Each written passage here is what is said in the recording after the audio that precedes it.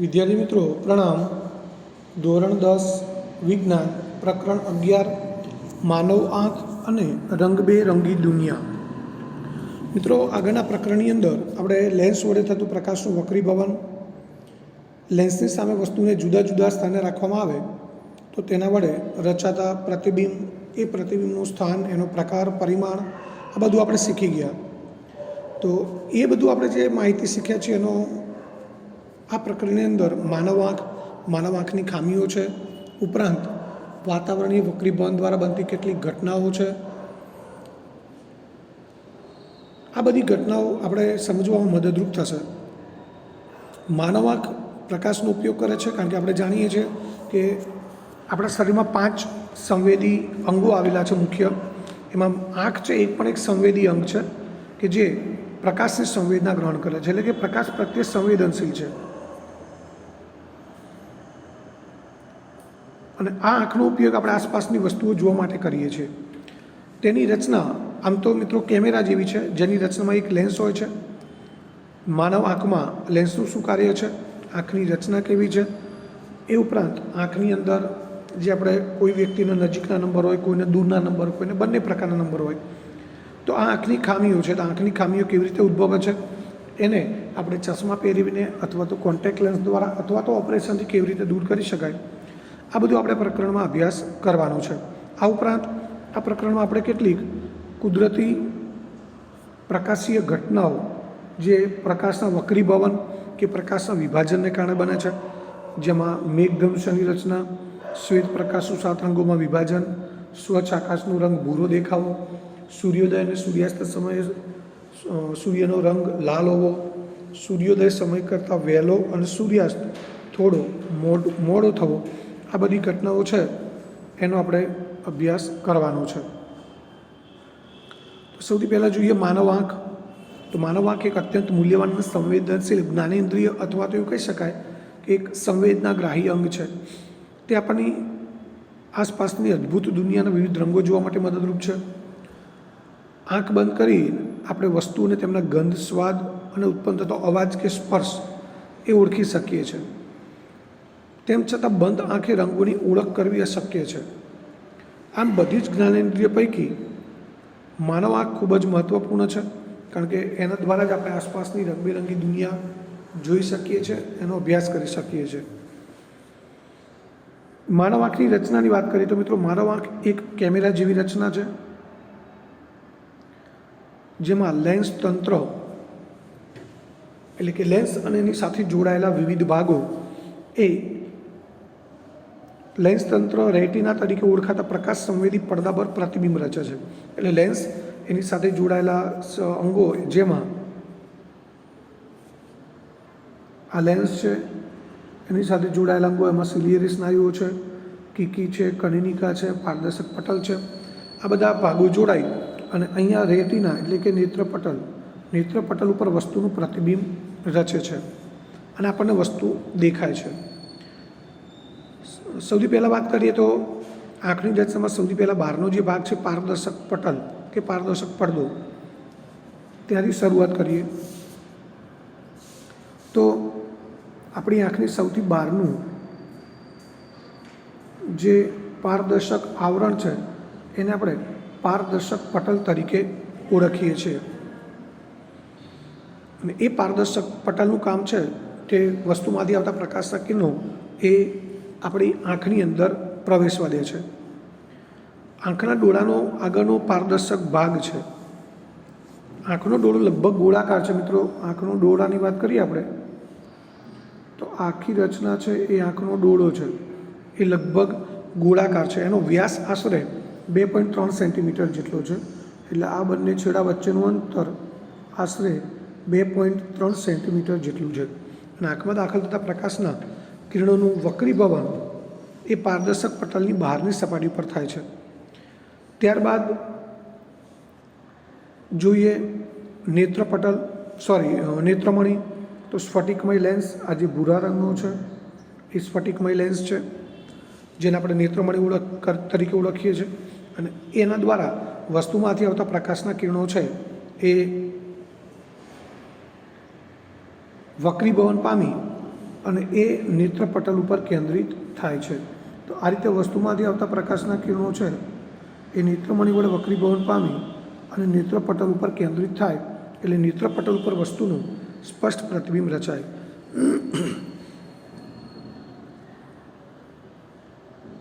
ત્યારબાદ બાકીના અંગો છે એ મિત્રો આપણે આંખની રચના છે એની અંદર એના મુદ્દાસર આ બધા ભાગોની ચર્ચા કરીશું।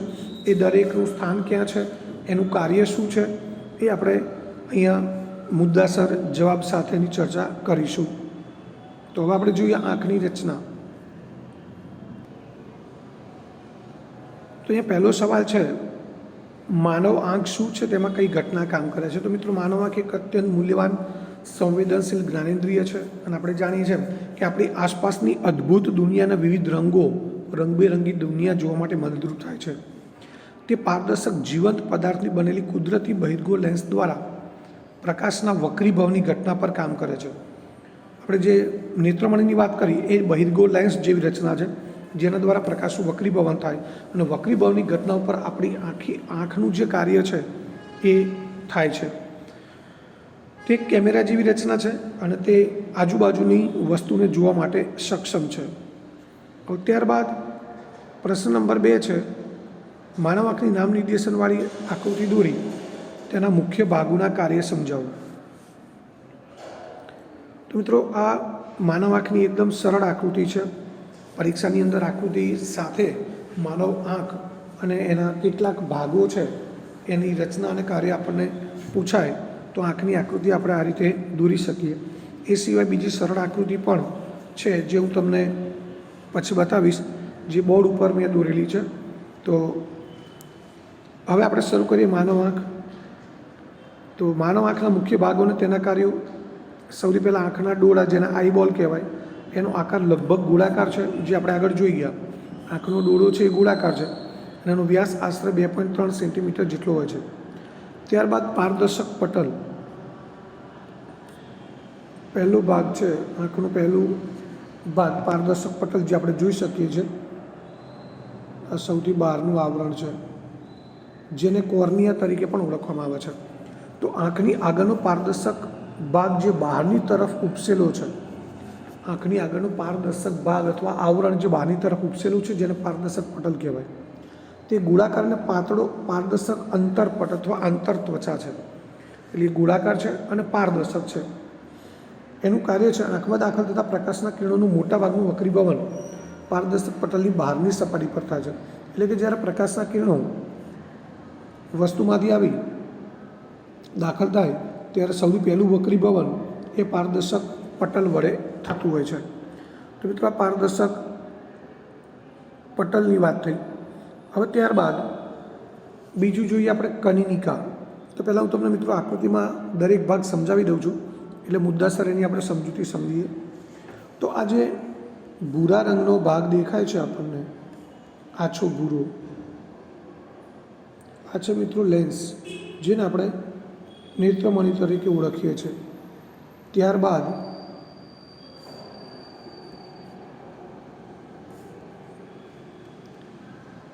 આંખની આગળ સહેજ એક આંગળી જેવો ભાગ દેખાય છે એ છે આઈરિસ। મિત્રો એ સ્નાયુ છે, સ્નાયુમય બંધારણ છે। આઈરિસ એટલે સ્નાયુમય બંધારણ છે।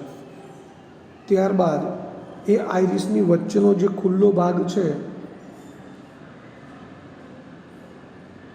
આ જે ખુલ્લો ભાગ છે એ છે કીકી। ત્યારબાદ અહીંયા આ આઈરિસ છે એની પાછળના ભાગે આ સિલિયરી સ્નાયુઓ છે, આ સિલિયરી સ્નાયુઓ છે એ અહીંયાથી આ સિલિયરી સ્નાયુ છે। મિત્રો આઈરિસ છે એ નેત્રમણિની આગળનો ઉપરનો આંગળી જેવો ભાગ છે આઈરિસ છે અને આંખના નેત્રમણિ સાથે જે ક્લેમ્પની જેમ જોડાયેલો છે, નેત્રમણિને એના સ્થાને જકડી રાખવાનું અને એને જાડું પાતળું કરવાનું કામ કરે એ સિલિયરી સ્નાયુઓ છે। ત્યારબાદ પારદર્શક પટલ આપણે જોઈ ગયા। એ ઉપરાંત પાછળનો ભાગ છે એ નેત્રપટલ છે, જેને આપણે રેટિના પણ કહીએ છીએ અને વસ્તુનું પ્રતિબિંબ છે રેટિના ઉપર રચાય છે. ત્યારબાદ આંખની ડોળાનો જે વચ્ચેનો ભાગ છે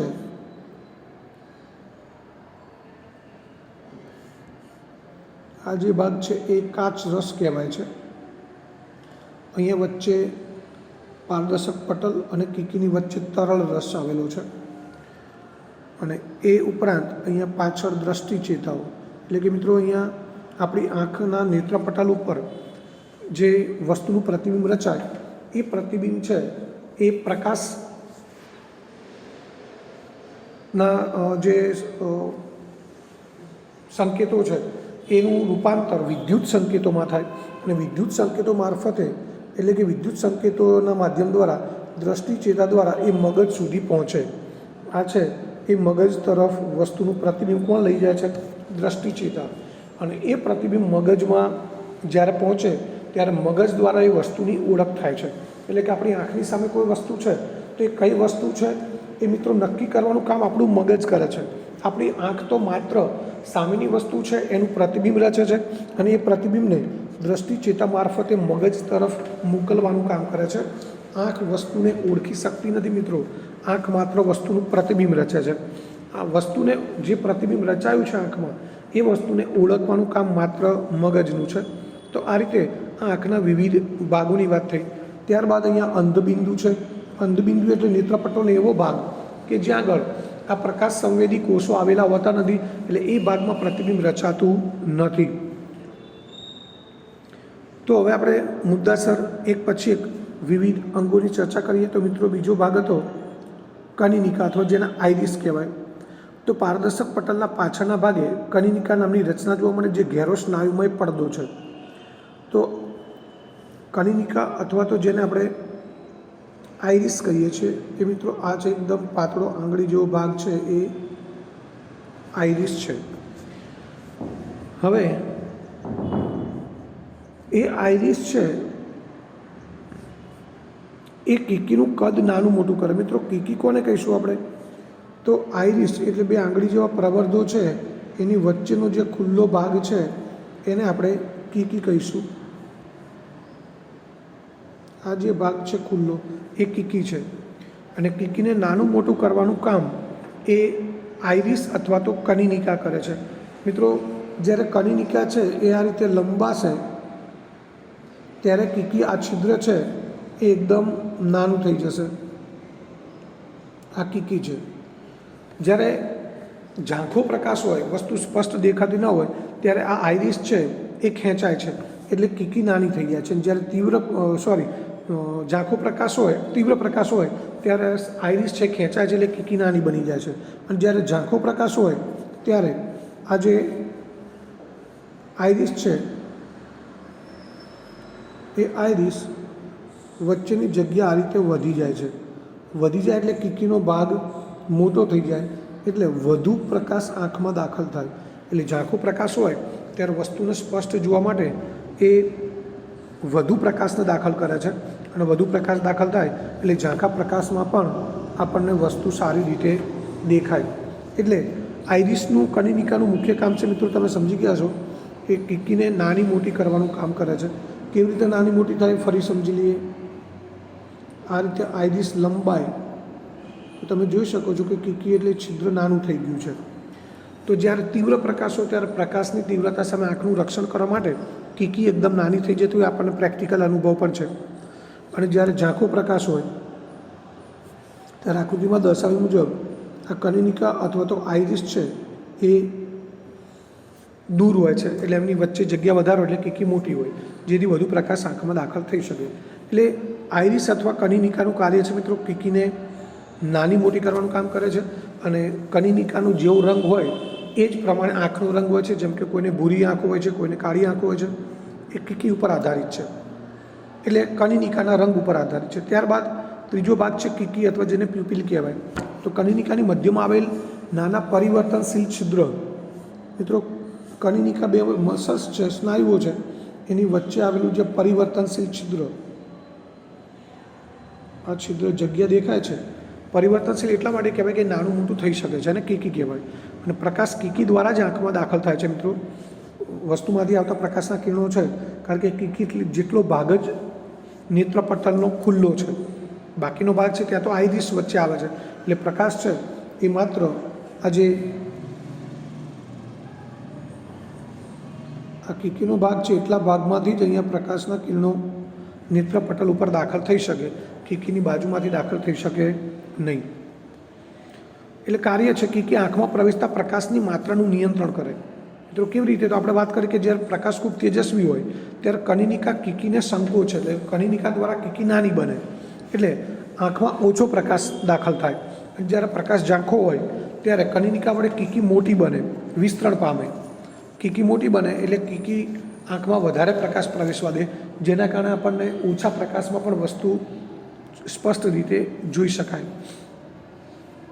તો આ રીતે કનિનિકાનું વિસ્તરણ થવાથી કીકી સંપૂર્ણપણે ખુલી જાય છે, અને કીકી જ્યારે સંકોચાય છે ત્યારે કનિનિકા સંકોચાય છે ત્યારે કીકી નાની બને છે. તો મિત્રો આ કીકીનું કાર્ય થયું. આંખમાં પ્રવેશતા પ્રકાશની માત્રા મિત્રો ખાસ ધ્યાનથી સમજજો. આંખમાં પ્રવેશતો પ્રકાશ વધુ પ્રકાશ જોઈએ છે કે ઓછો એ કીકી નક્કી કરે છે. એ દ્વારા કીકી નાની મોટી થતી હોય છે. ત્યારબાદ નેત્રમણિ, જેને સ્ફટિકમય લેન્સ પણ આપણે કહીએ છીએ, અને એ નેત્રમણિ છે એ મિત્રો અહીંયા આપણી સામે અહીંયા આ ભૂરા રંગનો ભાગ દેખાય છે, બહિર્ગોળ લેન્સ જેવી રચના, એ નેત્રમણિ છે. કનિનિકાની પાછળ નેત્રમણિ અથવા આંખનો લેન્સ આવેલો છે. જે બહિર્ગોળ લેન્સ છે તે પારદર્શક, નરમ અને રેસામય જેલી જેવો પદાર્થ છે. મિત્રો પારદર્શક છે, નરમ છે અને રેસામય જેલી જેવો પદાર્થનો પ્રોટીનનો બનેલો છે. જેલી જેવા પદાર્થનો પ્રોટીનનો બનેલો સિલિયરી સ્નાયુ છે. હવે એનું કામ શું છે મિત્રો?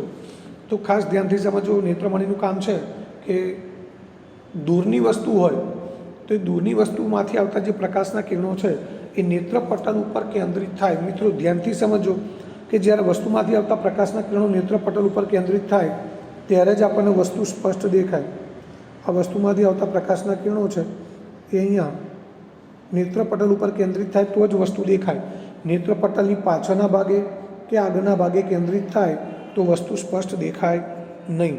તો મિત્રો જ્યારે આપણે દૂરની વસ્તુ જોતા હોઈએ છીએ ત્યારે એ લેન્સ પાતળો થાય છે, અને જ્યારે નજીકની વસ્તુ જોતા હોઈએ ત્યારે લેન્સ જાડો હોય છે. એ થાય છે કુદરતી રીતે. અને એ કોણ કરે છે? સિલિયરી સ્નાયુ. એ સિલિયરી સ્નાયુ આપણે આગળ જોઈએ.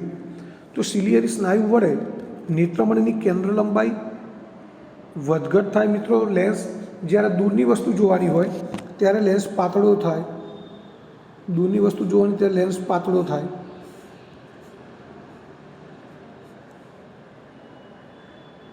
દૂરની વસ્તુ જોવાની લેન્સ પાતળો થાય. પાતળો થાય એટલે કેન્દ્ર લંબાઈ વધે.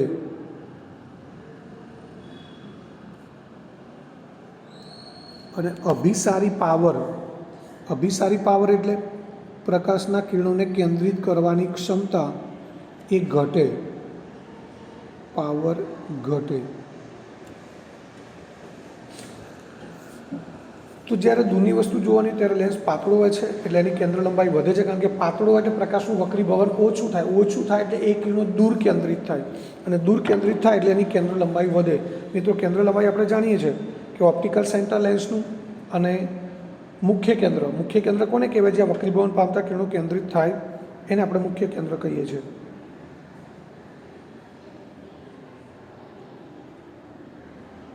તો આ જે લેન્સ છે એનું કેન્દ્ર લંબાઈ વધે છે, અભિસારી પાવર ઘટે છે.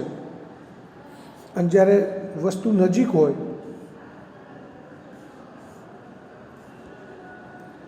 નજીકની વસ્તુ આપણે જોઈએ છે ત્યારે લેન્સ જાડો બને છે. લેન્સ જાડો બને એટલે પ્રકાશનું વક્રીભવન વધુ થશે, એટલે કેન્દ્ર લંબાઈ ઘટે અને અભિસારી પાવર વધે છે.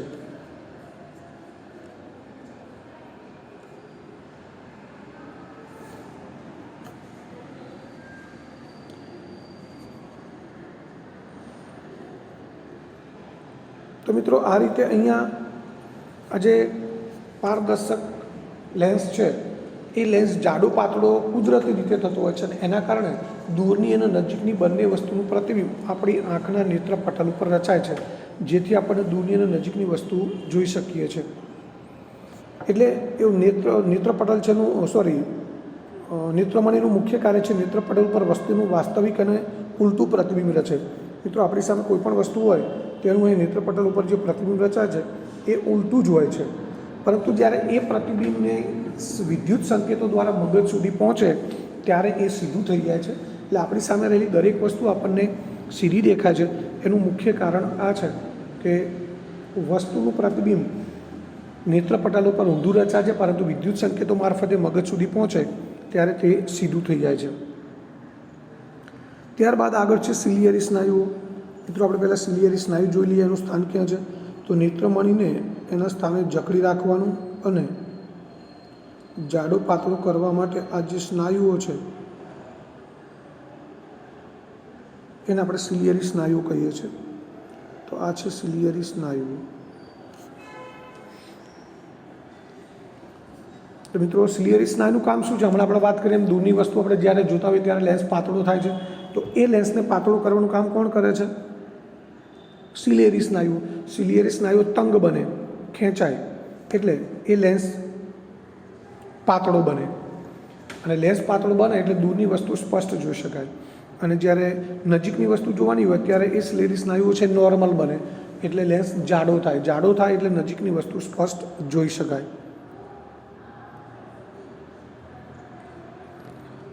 તો સિલિયરી સ્નાયુ તેના નેત્રમણીને તેના સ્થાનમાં જકડી રાખતા સ્નાયુમય બંધારણને સિલિયરી સ્નાયુ કહેવાય છે.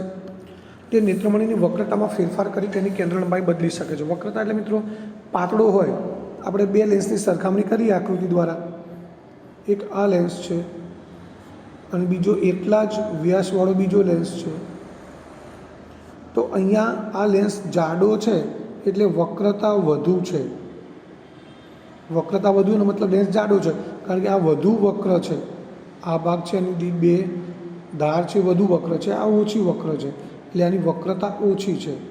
તો વક્રતા ઓછી એનો અર્થ લેન્સ પાતળો છે, અને વક્રતા વધુ એનો અર્થ લેન્સ જાડો છે. એટલે વક્રતામાં આ રીતે ફેરફાર કરે એનો મતલબ લેન્સને જાડો પાતળો કરે છે, એટલે એની કેન્દ્ર લંબાઈમાં પણ ફેરફાર કરે છે. સિલિયરી સ્નાયુની ઢીલી અથવા આરામની સ્થિતિમાં લેન્સ પાતળો હોય છે. સિલિયરી સ્નાયુ જ્યારે ઢીલી અથવા આરામની સ્થિતિમાં હોય, નોર્મલ હોય, ત્યારે લેન્સ પાતળો હોય એટલે એની કેન્દ્ર લંબાઈ વધારે હોય. કેન્દ્ર લંબાઈ વધારે હોય એટલે પ્રકાશના કિરણનું વક્રીભવન ઓછું કરે. મિત્રો આગળ જે વાત કરીએ એમાં કદાચ મારાથી આ આડોઅવળો વાત થઈ ગઈ છે કે સિલિયરી જ્યારે દૂરની વસ્તુ જોવાની હોય ત્યારે લેન્સ પાતળો હોય ને એ વખતે સિલિયરી સ્નાયુઓ તંગ હોય છે, એવું કદાચ મેં સમજાવેલું છે. તો એના બદલે એ ઢીલા હોય છે, નરમ હોય છે, નોર્મલ સ્થિતિમાં હોય. એનો અભિસારી પાવર ઓછો અને દૂરની વસ્તુ સ્પષ્ટ જોઈ શકાય. જ્યારે સિલિયરી સ્નાયુ તંગ બને છે એટલે કે સંકોચાય છે, એટલે લેન્સને દબાવે છે, લેન્સ જાડો બને છે, લેન્સની વક્રતામાં વધારો થાય છે, અને તેથી લેન્સની કેન્દ્ર લંબાઈમાં ઘટાડો થાય. કેન્દ્ર લંબાઈ લેન્સ જાડો થાય એટલે કેન્દ્ર લંબાઈ ઘટે, એટલે અભિસારી પાવર વધે છે, અને આંખ છે એ નજીકની વસ્તુને સ્પષ્ટ રીતે જોઈ શકે છે. ત્યારબાદ નેત્રપટલ. નેત્રપટલનું સ્થાન આપણે પહેલાં જોઈ લઈએ. તો નેત્રપટલ છે એ આંખના ડોળાની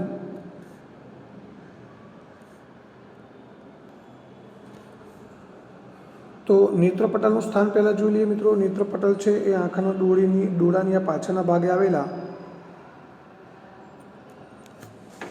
આવેલું છે, અને એની પર પ્રકાશ સંવેદી કોષો હોય છે મિત્રો. અને એ કોષો છે એ આ જે પ્રકાશ છે એ પ્રકાશને ગ્રહણ કરે છે, અને એના દ્વારા એ પ્રકાશ સંવેદી કોષો છે એમાં એ વસ્તુનું પ્રતિબિંબ રચાય છે. તો આ નેત્રપટલની વાત કરીએ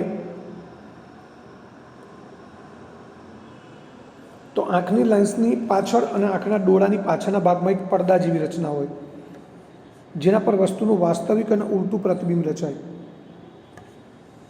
નેત્રપટલ અત્યંત નાજુક પડદો છે અને વિપુલ માત્રામાં પ્રકાશ સંવેદી કોષો ધરાવે.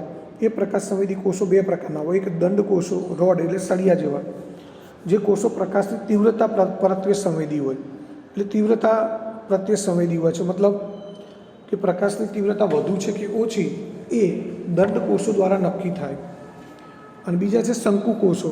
એ પ્રકાશના રંગ એટલે કયા રંગનો પ્રકાશ છે, વસ્તુમાંથી આવતા પ્રકાશનો રંગ છે એ લાલ હોય તો એનો અર્થ એ થાય કે એ શંકુ કોષો દ્વારા પારખી શકાય છે. એટલે રંગ પ્રત્યે સંવેદી હોય છે શંકુ કોષો.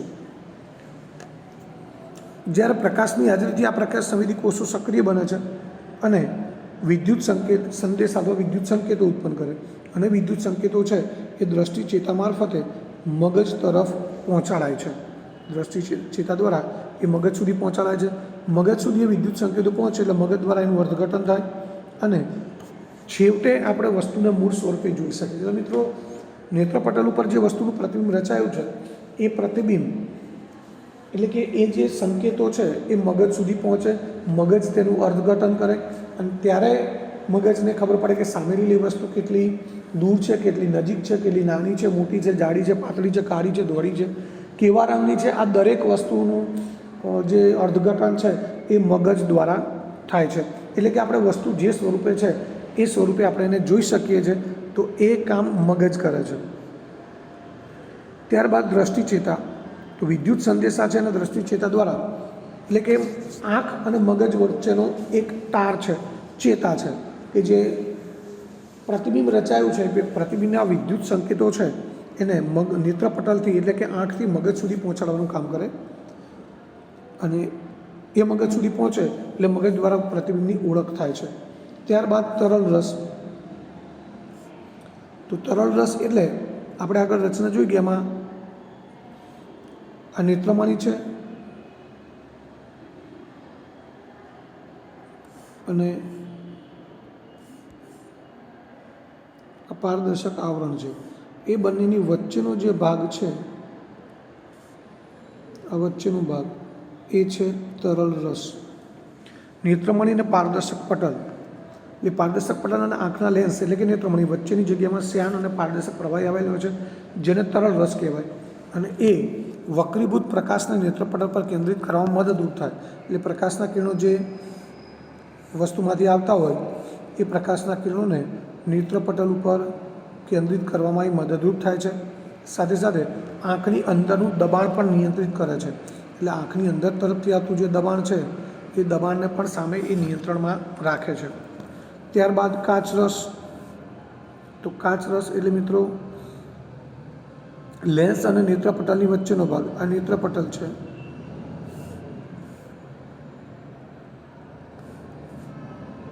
આ લેન્સ છે,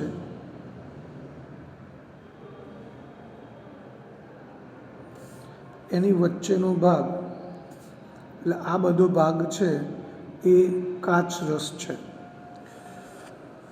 એટલે કે આંખનો લેન્સ અને નેત્રપટલની વચ્ચેની જગ્યામાં પારદર્શક જેલી જેવો પદાર્થ આવેલો જેને કાચરસ કહેવાય. અને મિત્રો એ પણ જે આંખ છે એ આંખની બહારનું દબાણ સામે આંખનું રક્ષણ કરે છે અને સાથે સાથે પ્રકાશના કિરણો છે એને નેત્રપટલ ઉપર કેન્દ્રિત કરવામાં પણ મદદરૂપ થાય છે. તો મિત્રો, આ થઈ માનવ આંખના વિવિધ ભાગો, એમની રચના, એમનું સ્થાન અને કાર્ય. હવે ત્યારબાદ આગળનો પ્રશ્ન છે, સામાન્ય આંખ કેવી રીતે દૂરની અને નજીકની વસ્તુને સ્પષ્ટ જોઈ શકે? મિત્રો, આપણે હમણાં જ વાત કરી કે દૂરની વસ્તુ જોવા માટે આપણી આંખનો લેન્સ જરૂરિયાત મુજબ પાતળો થતો હોય છે અને એ પાતળો કરવાનું કામ સિલિયરી સ્નાયુઓ કરે છે. નજીકની વસ્તુ જોવી હોય તો લેન્સ જાડો થાય, એ કામ પણ સિલિયરી સ્નાયુ કરે છે. એટલે આંખનો લેન્સ એટલે રેસામાં જેલી જેવો પદાર્થ છે અને એની વક્રતામાં સિલિયરી સ્નાયુ વડે અમુક માત્રામાં ફેરફાર કરી શકાય. વક્રતા એટલે જાડો પાતળો, તો જાડો પાતળો અમુક મર્યાદા સુધી એને કરી શકાય અને એ વક્રતામાં ફેરફાર કરવાથી એની કેન્દ્ર લંબાઈમાં પણ ફેરફાર થાય છે. મતલબ લેન્સની વક્રતા વધે એટલે કે જાડો થાય તો કેન્દ્ર લંબાઈ ઘટે, અને જો વક્રતા ઘટે એટલે કે લેન્સ પાતળો થાય તો કેન્દ્ર લંબાઈ વધે છે. જ્યારે દૂરની વસ્તુ જેવી કે દૂરનું ઝાડ જોઈએ ત્યારે સિલિયરી સ્નાયુ આરામની સ્થિતિમાં હોય છે. એ આપણે હમણાં વાત કરી કે દૂરની વસ્તુ જોવાની હોય ત્યારે સિલિયરી સ્નાયુ આરામની સ્થિતિમાં હોય અને આ વખતે આંખનો જે લેન્સ છે એ પાતળો હોય, તેથી તેની કેન્દ્ર લંબાઈ વધારે હોય, અભિસારી પાવર ઓછો હોય અને દૂરની વસ્તુનું પ્રતિબિંબ, ઉલટું પ્રતિબિંબ નેત્રપટલ પર રચાય. અને આંખ જ્યારે દૂરની વસ્તુને જુએ છે ત્યારે તે આરામની સ્થિતિમાં હોય છે. મિત્રો, આપણે પ્રેક્ટિકલ અનુભવ કરીએ તો પણ આપણને ખ્યાલ આવે કે દૂરની વસ્તુ આપણે સામાન્ય આંખને કંઈ આપણે વધારે નાની મોટી કરવી પડતી નથી, પરંતુ જ્યારે નજીકની વસ્તુ, એકદમ નજીકની વસ્તુ જોવી હોય તેના માટે આપણે આંખો ઝીણી કરવી પડે છે. અને એનું કારણ એ છે કે સિલિયરી સ્નાયુઓ તંગ બને છે, જેથી નેત્રમણી જાડો થાય એની વક્રતા વધે, કેન્દ્ર લંબાઈ ઘટે અને અભિસારી પાવર પણ વધે. તો આ રીતે અહીંયા દૂરની વસ્તુ છે, તો મિત્રો દૂરની વસ્તુમાંથી આવતા પ્રકાશના સમાંતર કિરણો છે એ નેત્ર મળી વડે અહીંયાથી વક્રીભવન પામે છે અને વક્રીભવન પામી નેત્રપટલ ઉપર કેન્દ્રિત થાય છે. એટલે નેત્રપટલ ઉપર વસ્તુનું વાસ્તવિક અને ઉલટું પ્રતિબિંબ રચાય છે. હવે જ્યારે દૂરની નજીકની વસ્તુની વાત કરીએ તો આંખ નજીકની વસ્તુને જુએ છે, એટલે કે 25 સેન્ટીમીટર અંતરે રહેલું પુસ્તક, ત્યારે સિલિયરી સ્નાયુઓ સંકોચાય છે અને સંકોચાય છે એટલે લેન્સ જાડો બને, તેની વક્રતામાં વધારો થાય છે. અથવા એવું કહી શકાય કે લેન્સની વક્ર સપાટીની વક્રતા ત્રિજ્યા ઘટે છે, એટલે કે લેન્સ જાડો બને છે, પરિણામે લેન્સની કેન્દ્ર લંબાઈ ઘટે છે અને અભિસારી પાવર વધે છે. જેથી નજીકની જે વસ્તુ છે એનું પ્રતિબિંબ, સ્પષ્ટ પ્રતિબિંબ નેત્રપટલ ઉપર રચાય છે. મિત્રો અહીંયા વસ્તુ નજીક છે એટલે આપણે વસ્તુમાંથી બે પ્રકાશના કિરણો આ રીતે બતાવેલા છે. ઉપર દૂરની વસ્તુ હતી તો બે કિરણો આપણે સમાંતર લીધેલા.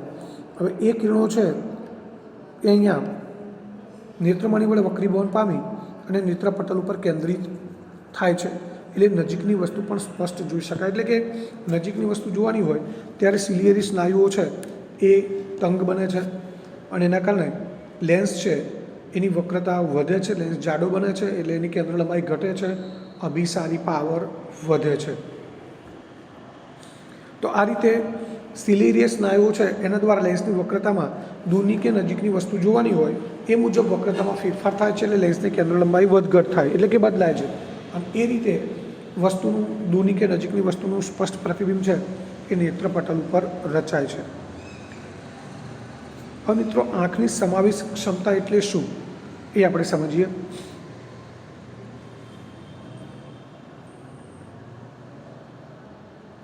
તો મિત્રો આપણે બહિર્ગોળ લેન્સ વડે રચાતા પ્રતિબિંબ છે એ 10મા પ્રકરણમાં ભણી ગયા છે કે લેન્સની સામે જુદા જુદા અંતરે વસ્તુ રહેલી હોય તેનું પ્રતિબિંબ આપણી જે લેન્સ છે એની બીજી બાજુએ જુદા જુદા અંતરે રચાય એ આપણે ભણી ગયા છે. તો મિત્રો આપણી આંખનો લેન્સ છે નેત્રમણી એ પણ એક પ્રકારનો બહિર્ગોળ લેન્સ છે. તો એની સામે જ્યારે જુદા જુદા અંતરે વસ્તુ હોય તો ખરેખર એનું પ્રતિબિંબ પણ આપણી આંખની અંદર, આ ધારો કે આંખ છે,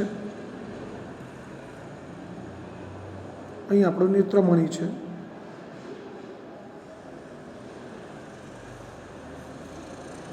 તો જ્યારે આપણે એક વસ્તુ અહીંયા છે, બીજી વસ્તુ અહીંયા છે, ત્રીજી વસ્તુ અહીંયા છે, તો ત્રણેય વસ્તુ છે મિત્રો એનું અંતર આપણી આંખથી જુદા જુદા અંતરે છે. તો દરેક વસ્તુનું પ્રતિબિંબ છે એ આપણી આંખના અહીંયા આ નેત્રપટલ છે, આ નેત્રપટલ છે. તો આપણે બહિર્ગોળ લેન્સની રચના જોઈ ગયા હતા એ મુજબ જ્યારે આ પહેલી વસ્તુ છે એમાંથી આવતા પ્રકાશના કિરણો છે એ જ્યારે નેત્રપટલ ઉપર કેન્દ્રિત થશે, બીજી વસ્તુમાંથી કિરણો આવશે, ત્રીજી વસ્તુમાંથી આવશે, તે બધા જ કિરણોનું પ્રતિબિંબ મિત્રો એક જ જગ્યાએ નહીં રચાય. કારણ કે આ લેન્સ છે એ લેન્સ અને પહેલી વસ્તુનું અંતર, લેન્સ અને બીજી વસ્તુનું અંતર, લેન્સ અને ત્રીજી વસ્તુનું અંતર, લેન્સથી ત્રણેય વસ્તુઓ જુદા જુદા અંતરે છે. તો એ સમયે દરેક વસ્તુનું પ્રતિબિંબ નેત્રપટલ ઉપર રચાય નહીં. એ પણ ક્યાંક કોઈક નેત્રપટલની પાછળ રચાય, કોઈક આગળ રચાય, તો કોઈક નેત્રપટલ ઉપર રચાય. તો આપણને તો વસ્તુ સ્પષ્ટ ક્યારે દેખાય જ્યારે વસ્તુનું પ્રતિબિંબ નેત્રપટલ ઉપર રચાય એ જ વસ્તુ સ્પષ્ટ દેખાય. એનો મતલબ કે પાછળ પ્રતિબિંબ રચાય કે આગળ પ્રતિબિંબ રચાય તો એ વસ્તુ આપણને સ્પષ્ટ દેખાય નહીં. પરંતુ આપણને અનુભવ છે કે જેને આંખના નંબર ના હોય, સામાન્ય આંખ હોય, દૂરના કે નજીકના નંબર ના હોય, તો એને આપણે સામાન્ય સ્થિતિની આંખ કહીએ છીએ. તો એવા વ્યક્તિને દૂરની નજીકની બધી વસ્તુ સ્પષ્ટ દેખાય છે. એટલે મિત્રો એનો અર્થ એ થયો કે એના માટે આ જે ત્રણ વસ્તુઓ છે, પહેલી, બીજી અને ત્રીજી, એ ત્રણેય વસ્તુનું પ્રતિબિંબ ખરેખર ક્યાં રચાય છે? નેત્રપટલ ઉપર રચાય છે. તો આવું કેમ બને મિત્રો? એનું કારણ એ છે કે આપણે જે લેન્સની આકૃતિઓ ભણ્યા છીએ એ કાચનો લેન્સ હોય, એ સખત હોય, દ્રઢ હોય. જ્યારે આ લેન્સ છે જેલી જેવો પદાર્થ છે અને એને જાડો પાતળો આપણા સિલિયરી સ્નાયુઓ કરી શકે છે. એટલે કે લેન્સ છે એ જરૂરિયાત મુજબ જાડો પાતળો થાય છે અને એના કારણે દરેક વસ્તુ છે એનું પ્રતિબિંબ નેત્રપટલ ઉપર રચાય છે.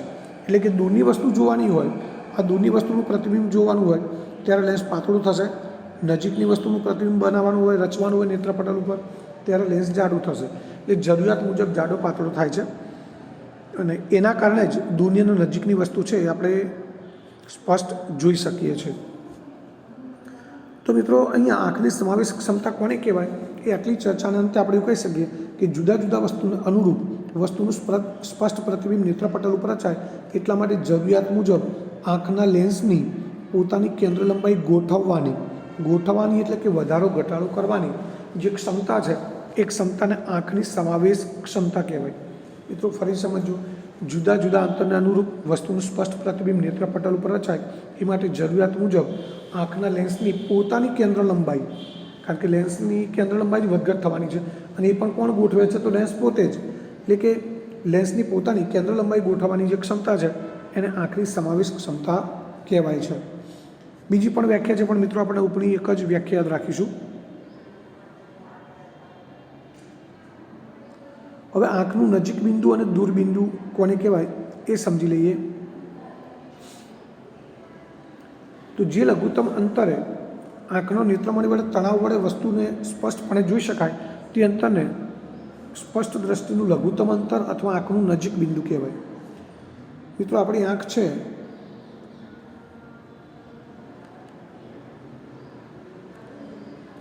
ધારો કે અહીંયા કોઈ વસ્તુ છે,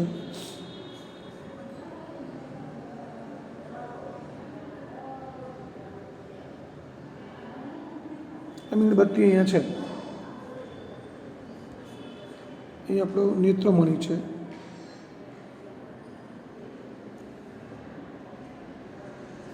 આ બંને વચ્ચેનું અંતર છે 25 સેન્ટીમીટર.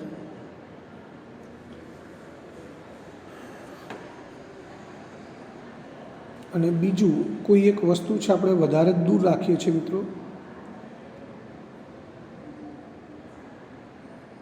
અહીંયા એક વસ્તુ જે છે ખરેખર વધારે દૂર છે પણ આપણી પાસે જગ્યા નથી એટલે આપણે અહીંયા બતાવી દઈએ છીએ.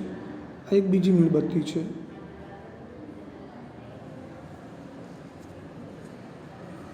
આ અંતર ખૂબ વધારે છે જેને આપણે અનંત અંતર તરીકે લઈએ છીએ.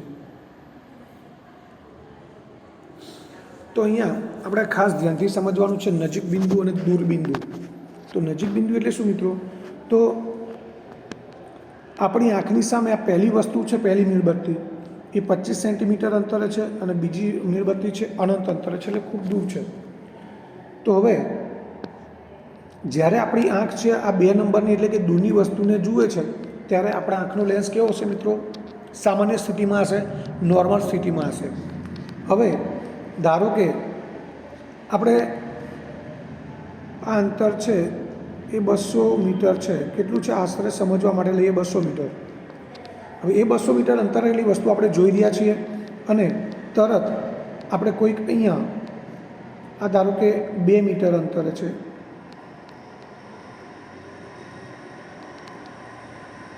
અહીંયા કોઈક નાનો છોડ છે, ઝાડ છે, આ કેટલા અંતરે છે? 2 મીટર અંતરે. તો મિત્રો 25 સેન્ટીમીટરથી તો વસ્તુ દૂર છે પરંતુ અનંત અંતર આ 25 સેન્ટીમીટરને આપણે નજીક બિંદુ લખી દઈએ અને આ જે 200 મીટર છે એને આપણે દૂર બિંદુ કહીશું. તો હવે જ્યારે આ વસ્તુ છે 2 મીટર અંતરે છે એટલે નજીક બિંદુ અને દૂર બિંદુની વચ્ચે છે.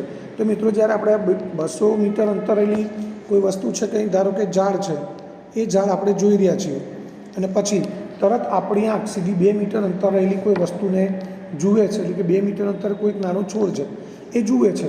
તો મિત્રો એ વસ્તુ ક્યાં છે? દૂરબિંદુ અને નજીક બિંદુની વચ્ચે. આ દૂરબિંદુ છે, નજીક બિંદુ છે, એ બેની વચ્ચે રહેલી વસ્તુ છે.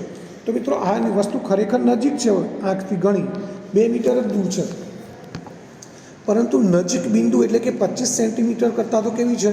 દૂર છે.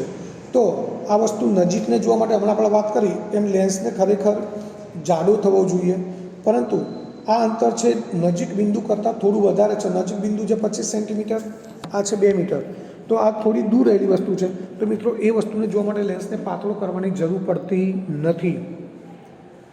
તો એનો અર્થ એ થયો કે જ્યાં સુધી આપણે વસ્તુને આપણા આંખથી 25 સેન્ટીમીટરથી ઓછા અંતર રહેલી વસ્તુ જોવી હોય તો જ મિત્રો એ આંખ છે એ આંખને જાડી કરવી પડે. ધારો કે અહીંયા કોઈ વસ્તુ છે,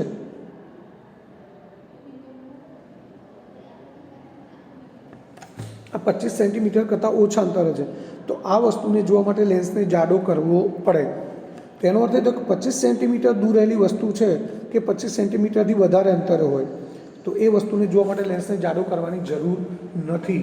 તો ઓછામાં ઓછું એવું કયું અંતર છે કે જે અંતર રહેલી વસ્તુ જોવા માટે લેન્સને જાડો કરવો પડે? તો મિત્રો એ અંતર છે 25 સેન્ટીમીટર. તો એને આપણે કહીએ છીએ નજીક બિંદુ અથવા તો સ્પષ્ટ દ્રષ્ટિ અંતર. મિત્રો સમજી ગયા છો તમે કે 25 સેન્ટીમીટરથી ઓછા અંતર રહેલી વસ્તુને જોવી હોય તો જ લેન્સ જાડો કરવો પડે. એ જ રીતે 25 સેન્ટીમીટર દૂર રહેલી વસ્તુ આપણે કોઈ જોઈ રહ્યા છે અને ત્યારબાદ અનંત અંતરે રહેલી વસ્તુ જોવી છે તો લેન્સને પાતળો કરવાની જરૂર પડતી નથી. તો એનો અર્થ એ થયો મિત્રો કે 25 સેન્ટીમીટરથી અનંત અંતર, 25 સેન્ટીમીટર એ નજીક બિંદુ છે, અનંત અંતર એ દૂર બિંદુ છે. આ બે બિંદુની વચ્ચે રહેલી કોઈ પણ વસ્તુને આપણે જોવી હોય તો લેન્સને પાતળો કે જાડો કરવાની જરૂર પડતી નથી. પરંતુ માની લો કે કોઈ વસ્તુ છે એ અનંત અંતરથી પણ દૂર છે, અહીંયા કોઈ વસ્તુ છે, તો એ વસ્તુને જોવા માટે લેન્સને પાતળો કરવો પડે. એટલે આ બે વસ્તુ આપણે ધ્યાન રાખીશું. 25 સેન્ટીમીટર એટલે નજીક બિંદુ, એનાથી નજીકની વસ્તુ જોવી હોય તો લેન્સ જાડો કરવો પડે. અને અનંત અંતર છે એ અનંત અંતરથી દૂર રહેલી વસ્તુ એને જોવી હોય તો લેન્સ પાતળો કરવો પડે. અથવા તો એવું કહી શકાય કે આ બે અંતરની વચ્ચે રહેલી વસ્તુ છે એ વસ્તુ જોવા માટે લેન્સને જાડો કે પાતળો કરવાની જરૂર નથી. તો આ 25 સેન્ટીમીટર અંતર છે એને આપણે નજીક બિંદુ કહીએ છીએ અને અનંત અંતર છે એને દૂર બિંદુ કહીએ છીએ. તો એની વ્યાખ્યા જોઈએ હવે આપણે કે જે લઘુત્તમ અંતરે, લઘુત્તમ એટલે મિત્રો ઓછામાં ઓછું અંતર, જે લઘુત્તમ અંતરે આંખના નેત્રમણીને તણાવ વગર એટલે નેત્રમણીને સંકોચન કર્યા વગર વસ્તુ સ્પષ્ટપણે જોઈ શકાય તે અંતરને સ્પષ્ટ દ્રષ્ટિનું લઘુત્તમ અંતર અથવા આંખનું નજીક બિંદુ કહેવાય. એ જ રીતે દૂરના જે અંતર સુધી આંખ વસ્તુને સ્પષ્ટપણે જોઈ શકે છે તે અંતરને આંખનું દૂર બિંદુ કહેવાય. મિત્રો અનંત અંતરથી પણ આમાં ઘણી વખત આપણે બહુ વધારે દૂરની વસ્તુ જોવી હોય તો આપણી આંખો છે આમ પહોળી કરવી પડે છે. તો મિત્રો ત્યાં એ વસ્તુ છે દૂર બિંદુ કરતાં પણ દૂર છે એટલે ત્યાં જોવા માટે લેન્સને પાતળો કરવો પડે. સામાન્ય વ્યક્તિ માટે નજીક બિંદુ 25 સેન્ટીમીટર અંતરે હોય અને દૂર બિંદુ છે એ અનંત અંતરે હોય છે. ત્યારબાદ મોતિયો એટલે શું, તે કેવી રીતે દૂર કરી શકાય? તો મિત્રો મોટી ઉંમરની વ્યક્તિની આંખમાં, મોતિયો તો આપણે નામ સાંભળ્યું છે, મોતિયાનું ઓપરેશન ઘણા લોકો મોટી ઉંમરના કરાવતા હોય છે. હવે તો નાની ઉંમરે પણ ઘણાને મોતિયાનું ઓપરેશન કરાવવું પડે છે. તો મોટી ઉંમરની વ્યક્તિની આંખમાં લેન્સમાં દુધિયા રંગનું વાદળછાયું પડ જામી જાય લેન્સની ઉપર, જેના કારણે વ્યક્તિને ઝાંખું દેખાવા લાગે અથવા તો દેખાવાનું બિલકુલ બંધ થઈ જાય. તો આ પ્રકારની ખામીને મોતિયો અથવા કેટરેક્ટ કહેવાય છે. તેને સર્જરી દ્વારા દૂર કરી અને જોવાની શક્તિ ફરીથી પ્રાપ્ત કરી શકાય છે. એટલે કે મોતિયાના ઓપરેશન દ્વારા મોતિયો જે છે એ દૂર કરી અને વ્યક્તિ વધુ સારી રીતે જોઈ શકે છે.